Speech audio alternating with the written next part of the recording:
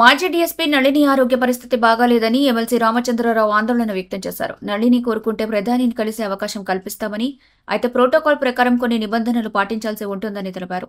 రాష్ట్ర ప్రభుత్వం నళినికి రావాల్సిన అన్ని బెనిఫిట్స్ ని వెంటనే విడుదల చేయాలని ఆయన డిమాండ్ చేశారు.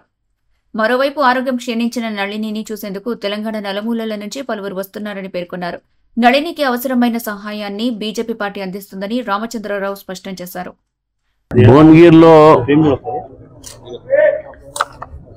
నళిని గారు ఇంతకుముందు డిఎస్పీగా పనిచేసి 2009 ఆ ప్రాంతంలో తెలంగాణ ఉద్యమం జరుగుతున్న సమయంలో జై తెలంగాణ నినాదంతో వారు పోలీసు ఫోర్స్లో ఉన్నప్పుడు కూడా తెలంగాణ ఉద్యమానికి సపోర్ట్ చేసినందుకు అప్పుడు ఉన్నటువంటి పరిస్థితిలో రాజీనామా చేసి, ఆ రాజీనామా తర్వాత డిపార్ట్మెంట్ సస్పెండ్ చేసి, మరి ఇంతవరకు ఆ సస్పెండ్ అయిన తర్వాత కూడా వారికి రావాల్సినటువంటి ఒక బెనిఫిట్స్ ఏదైతే ఉంటాయో అవన్నీ కూడా ఇంతవరకు ప్రభుత్వం రిలీజ్ చేయకుండా, గత ప్రభుత్వం కానీ ఈ ప్రభుత్వం కానీ, మొన్న కాంగ్రెస్ ప్రభుత్వం వచ్చిన తర్వాత ముఖ్యమంత్రి గారు స్వయాన వారు చెప్పిన విషయం ఏంటంటే వారికి రావాల్సినటువంటి ఒక ఎంటైర్ బెనిఫిట్స్ అది దాదాపు 2-3 కోట్ల పైన ఉంటాయి, అది నేను రిలీజ్ చేస్తానని చెప్పి కూడా చెప్పడం జరిగింది.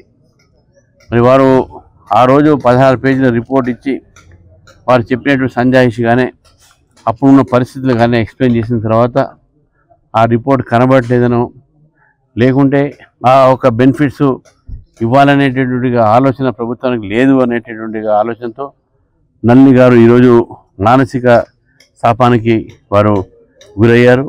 మరి వారి ఆరోగ్యం కూడా చాలా క్షీణించింది. అనేక రకాలైనటువంటి వారి సంబంధించినటువంటి ఏవైతే బాడీలో ఉన్నటువంటి ఆర్గాన్స్ కూడా, వివిధ ఆర్గాన్స్ కూడా అయోగాలన్నీ కూడా ఫెయిల్ అవుతున్నాయని చెప్పేసి కూడా డాక్టర్ చెప్పడం జరిగింది.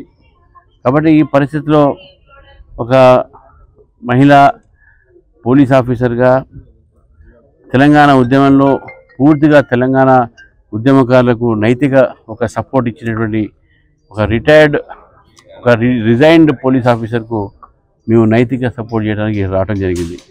మరి నాతో పాటు మా ఎమ్మెల్సీ అంజిరెడ్డి గారు, మాజీ ఎంపీ మూలానరసింహ గౌడ్ గారు, మరి గూడూరు నారాయణ రెడ్డి గారు, మా జిల్లా అధ్యక్షులు అశోక్ గౌడ్ గారు, మా రాష్ట్ర ప్రధాన కార్యదర్శి వేముల అశోక్ గారు, అదేవిధంగా సీనియర్ నాయకులందరూ కూడా వారిని కలవడం జరిగింది.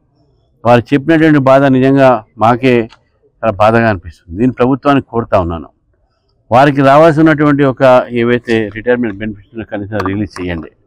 ముఖ్యమంత్రిగా స్వయాన ఆ మాట చెప్పారు కాబట్టి ఆమెకు అది ఆశ కలిగింది. నా రిటైర్మెంట్ బెనిఫిట్ వస్తే ఆ బెనిఫిట్ నేను సమాజం కోసం వాడతాను, అది ఆమె కోసం అడగట్లేదు బెనిఫిట్.